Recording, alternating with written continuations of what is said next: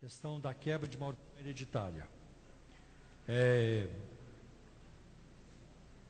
Tenho no meu livro Evangélicos em Crise, eu tratei um capítulo sobre isso, com ampla refutação bíblica. Então, o que eles dizem, os pregadores da maldição? Se existe na sua família casos de câncer, diabetes, problema cardíaco, reumatismo, se na sua família tem casos constantes de divórcio, suicídio, adultério, é porque alguém na sua geração no passado, na 10ª, 9ª, 8ª, 7ª geração, algumas delas, cometeu aquele pecado, ou passou por aquela situação, ou viveu aquela doença, aquele problema, e transmitiu isso para você hereditariamente. Tudo que você tem que fazer é orar a Deus, para Deus te revelar qual é a geração no passado que está te afetando. Você pede perdão por ela e fica livre do problema.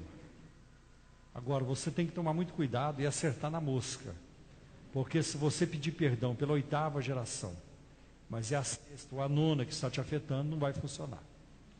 Então tem esse quesito também. E um dos textos mais usados pelos pregadores da maldição para defender este ensino é Êxodo capítulo 20, versículo de 4 a 6. Versículo de 4 a 6. Não farás para ti imagem de escultura do que há semelhante no céu, na terra, não te curvarás a ela, nem a servirás, porque eu, Senhor, sou Deus zeloso, que visita a maldade dos pais dos filhos até a 3ª e 4ª geração daqueles que me aborrecem. Então aqui cabem algumas coisas. Primeiro, observa o final deste versículo. Eu visito a maldade dos pais dos filhos da 3ª e 4ª geração dos que me aborrecem, que não é o caso de um cristão que não tem prazer em aborrecer a Deus. Outra pergunta muito importante aqui: do que é que este texto de Êxodo capítulo 20, versículo de 4 a 6 está tratando? Por acaso ele está tratando de diabetes? Por acaso esse texto está tratando de suicídio, de alcoolismo, de pobreza constante? Não. De suicídio também não. Este texto trata só de uma coisa: idolatria. Então, o texto só trata disso, de idolatria. Tá? E observe o versículo seguinte, o versículo 6. E que faço misericórdia ou beneficência até 1000 gerações daqueles que me amam. Ora, se existe uma possibilidade de maldição automática na Bíblia, porque ali diz até a 3ª e 4ª geração dos que me aborrecem, então a possibilidade de bênçãos automáticas na Bíblia é muito maior, é 1000 vezes mais, e isso não funciona. Porque nós vamos encontrar pais piedosos que têm filhos que não prestam. Se você olhar a sequência dos reis de Israel, foi isso que aconteceu. Um rei bom gerou um filho mau, tá? E um rei mau gerou um filho bom. Então essa sequência nos reis de Israel e Judá não aconteceu. Então, e isso não funciona. Você vai encontrar muitos crentes que têm seus filhos nas drogas, na cadeia, pastores que têm os seus filhos na cadeia, são homens de Deus, e para eles é difícil compreender isso. Então isso não garante. A bênção, nem a maldição e nem a bênção são automáticas. Tá? Outra coisa, qual é a maior maldição que existe? A maior maldição que existe é estar fora de Cristo. Qual é a maior bênção que existe? É estar em Cristo. Como é que nós eliminamos a maior de todas as maldições? Introduzindo a maior das bênçãos, que é o Evangelho, que é a salvação. Agora, a Bíblia ensina uma responsabilidade individual pelo pecado. Tá? Então, se você pegar Ezequiel capítulo 18, versículo de 1 a 4, né, acho que se você puder anotar, vai te ajudar depois. Ezequiel 18, versículos de 1 a 4.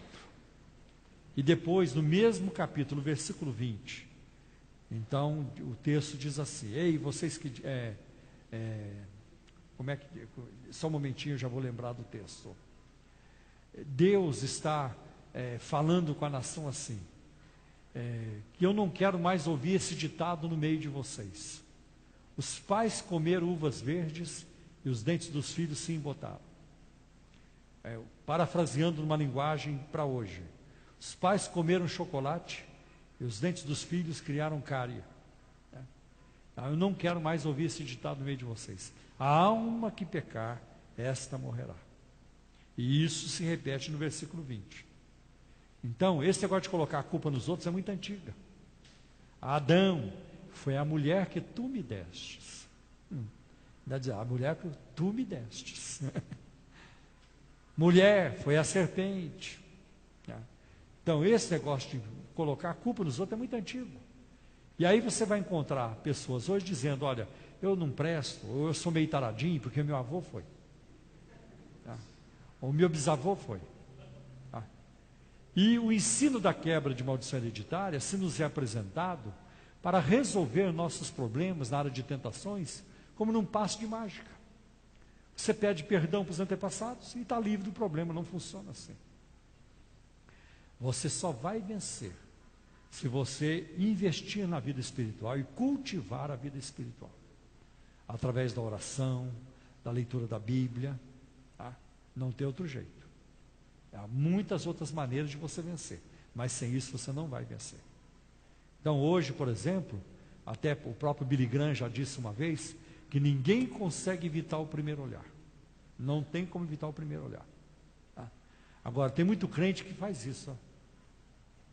Eu ainda estou no primeiro olhar. Eu ainda não terminei o primeiro olhar. Aí é maracutaia. Aí é cambalacho. E outra coisa que eu vou... Ontem citei um texto aqui, e vou repetir, que é o de 1 Coríntios capítulo 6, versículo de 9 a 11.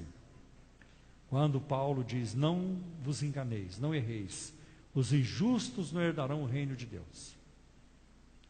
E aí Paulo diz, nem os maldizentes, nem os bêbados, nem os idólatras, nem os roubadores, nem os sodomitas, os afeminados, herdarão o reino de Deus. Mas haveis quebrado as maldições hereditárias, mas haveis pedido perdão pelos pecados antepassados, é isso? Não, isso não está lá. Mas haveis sido santificados, haveis sido lavados, haveis sido justificados em nome do Senhor Jesus e pelo Espírito do nosso Deus. Então o apóstolo Paulo não conhecia esse ensino chamado quebra de maldição hereditária. Quando ele escreve a Timóteo, toma um pouco de vinho, por causa das suas frequentes enfermidades no estômago. Paulo nunca disse, ei Timóteo, o que está errado aí? Será que você não está em pecado? Não é a tua avó que passou isso para você? Não são os seus antepassados? Não. Paulo não insinua isso. Outra coisa muito importante, é o que está em Números capítulo 23, versículo 23. Quando Balaão é chamado por Balaque, para amaldiçoar Israel, ele responde, contra Israel não vale encantamento, nem adivinhação contra Jacó. Números 23, 23.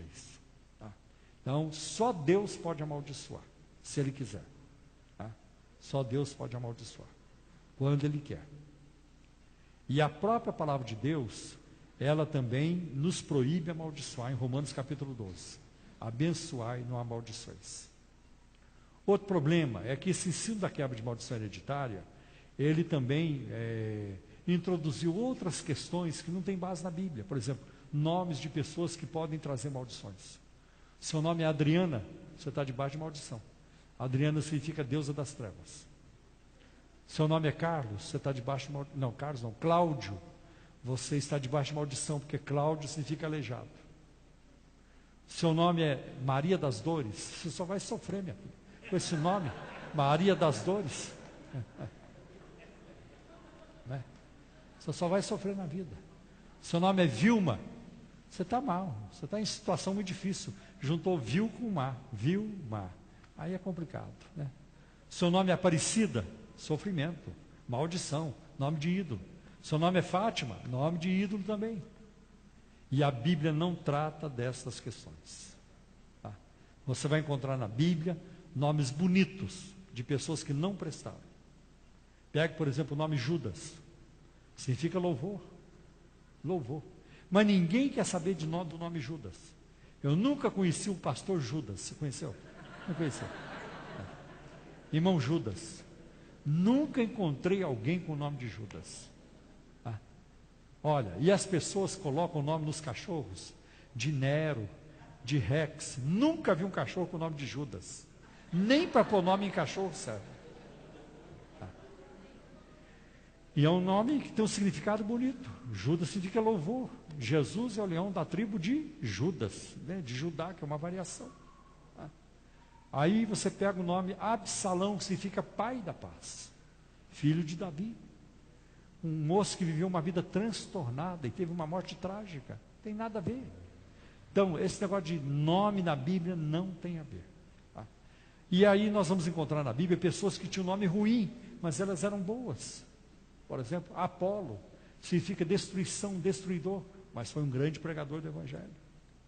Em Romanos 16, Paulo manda saudações para pessoas com nome pagãos. Hermes é um deles, um deus da mitologia. E Paulo nunca mandou ninguém mudar de nome, porque ele sabe que um dia nós teremos um novo nome. Aí você pega a irmã Maria Aparecida, 85 anos de idade, 70 anos de crente, mulher de Deus, coluna na obra de Deus. E ela vem, e o pregador, seu nome é Maria Aparecida, minha filha? Você está debaixo de maldição. Jesus tem misericórdia. Isso é um desserviço, isso não tem nada a ver. Isso não tem nada a ver. Então tem uma turma pirada aí hoje, ensinando coisas que não convêm. Se quebrar as maldições fosse algo bíblico e funcionasse, eu desafio então essa turma a quebrar as maldições de Adão e Eva, porque foi lá que começou. Vamos parar com esse negócio de quebrar a maldição do vovô, do bisavô, e vamos beneficiar a raça toda. E no momento em que quebrar as maldições de Adão e Eva, os espinhos vão desaparecer da terra. Ninguém mais vai precisar comer o pão, o suor do seu rosto. E as mulheres vão se divertir a dar à luz, não vão mais sentir dor. Não é assim que funciona. E outro problema, isso responde à pergunta da irmã Deusdete, outro problema muito sério, é que os pregadores da maldição confundem herança genética com herança espiritual. Problema de reumatismo, diabetes, câncer, tem a ver com herança genética, com DNA, com cromossomos. Não tem a ver com a vida espiritual, de maneira alguma. Ora, se eles podem quebrar essas maldições, eu os desafio então a quebrar a maldição da calvície, que é hereditário. Por que eles não fazem isso, irmãos? Domingo que vem, vamos quebrar a maldição da calvície. Vai surgir cabelo na hora, irmão. Nós vamos ter 2 barbeiros aqui, porque a bênção vai ser grande. Eles não fazem isso, né? Porque eles sabem que não tem base bíblica esse tipo de ensino. Então nós precisamos ficar muito atentos a essa questão.